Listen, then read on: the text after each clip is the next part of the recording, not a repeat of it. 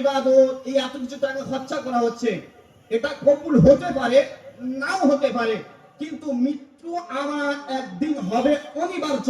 এখানে মৃত্যু হতে পারে নাও হতে পারে, এ কথা এখানে চলবে না। আমার মৃত্যু হবে অনিবার্য, এই মৃত্যু সফরে আমাকে একদিন যেতে হবে, এটা অনিবার্য। ধরুন আমি এখান থেকে ডায়মন্ড হারবার যাচ্ছি, 25 টাকা যেতে, 25 টাকা ভাড়া, আসতে 25 টাকা ভাড়া। তো আমি গাড়িতে উঠে গেলাম বেলুন মোড় থেকে, আমি যাব ডায়মন্ড হারবার, আমি গাড়িতে উঠে গেলাম। তো এক ভাই, আমি গাড়িতে উঠে গেলাম, এবার ভাড়া দিতে যাব, আমাকে বলছে ভাই তোমাকে ভাড়া দিতে হবে না। কন্ডাক্টর বলছে কেন? তখন বলছে যে তোমার একজন চাচা ছিল, উনি ভাড়া দিয়ে চলে গেছে। তো আমি বুঝে নিয়েছি যে ভাড়া আমার চাচা ছিল, তিনি ভাড়া দিয়ে চলে গেছে, নেমে গেছে গাড়ি থেকে। তো আমি ফিরে আসলাম, তারপরের দিন আমি আবার যখন যাব, তখন কি আমি 25 টাকা নিয়ে যাব নাকি 50 টাকা?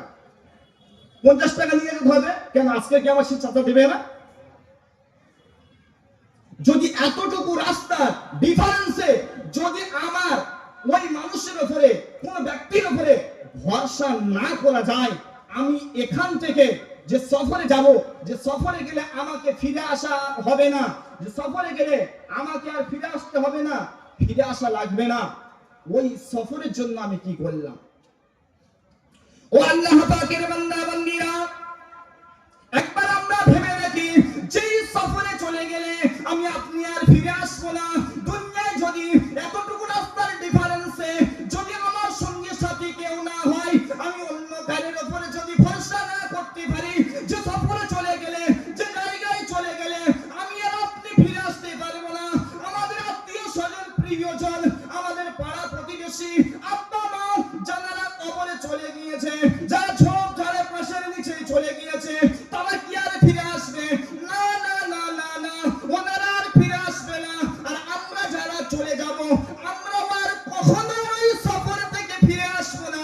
ওই সফরে চলে গেলে সঙ্গী সাথী কেউ হবে না। তাহলে এবার দয়া করে বলবে কিনা, ওই সফরের সঙ্গী সাথী যদি না ভাই, এই দুনিয়ার সামান্যটুকু রাস্তার ডিফারেন্সে যদি সঙ্গী সাথী কেউ যদি না হয়, তাহলে ওই সফরে কিভাবে আমি ভাবতে পারি যে ওই সফরে গেলে আমার নামে মিলাদ হবে, আমার নামে কুলখানি হবে, আমার ছেলে দয়া করবে আমার জন্য, আমার মেয়ে আমার জন্য মুর্শিদ ইমাম সাহেবের কাছে 500 টাকা দান করবে, আমার জন্য আমার সন্তান কিভাবে দয়া করবে, আল্লাহর কাছে চাইবে, আল্লাহ আমার আব্বা জানের কবরকে আল্লাহ আপনি আযাব মাফ করে দেন।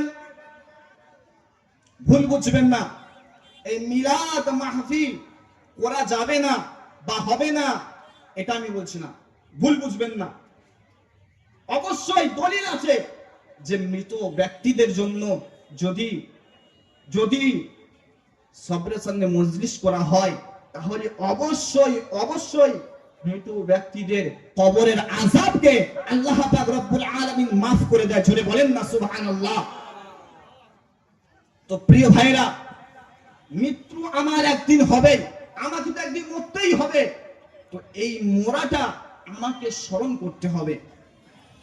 মরে যাওয়ার পরে আল্লাহ পাক রব্বুল আলামিন প্রত্যেকটি বিষয়ের উপরে মানুষের কাছ থেকে হিসাব নেবে। আমার বান্দা বলো কি করেছো, প্রত্যেকটি বিষয়ের উপরে আল্লাহ মানুষের কাছ থেকে কোন কানুন ভাবে হিসাব নেবে। তার ভিতরে একটি হলো সময়, যে বান্দা তোমাকে আমি আল্লাহ সময় দিলাম, এই সময়টা তুমি কোথায় অতিবাহিত করেছো বলো, সেদিন আমি আপনি হিসাব দিতে পারবো তো? যেদিন আল্লাহ পাক রব্বুল আলামিন বান্দাকে ডাক দিয়ে বলবে, ও আমার বান্দা বলো বলো বলো, বেগুনি যখন ঈসা আলাইহিস সালাম হচ্ছিল, আলেম ওলামা যখন কথা বলছিল, তখন তুমি কোথায় ছিলে বলো?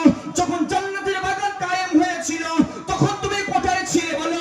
ও বান্দা তুমি আমার কাছে উত্তর দাও, আজকে তোমার উত্তর দেয়া লাগবে। তখন কি তুমি তাসের আলোতে বসেছিলে? তখন কি তুমি মেলাতে ঘোরাফেরা করছিলে? তখন কি তুমি বেগানা মহিলাদের কাছে তাদেরকে ফোন নাম্বার আদান প্রদান করার জন্য, তখন কি তুমি তাদের সঙ্গে গুনাহ করার জন্য, তখন কি তুমি তাসের আলোতে, গীবতের আলোতে, মিথ্যার কারখানায় গিয়ে বসেছিলে? আজকে তোমাকে উত্তর দেয়া লাগবে। তখন আমি এই উত্তর দেওয়ার মতো আমার ক্ষমতা হবে? তখন আল্লাহর সম্মুখে কথা বলার মতো আল্লাহ জবানকে বন্ধ করে দেবে। তখন আল্লাহর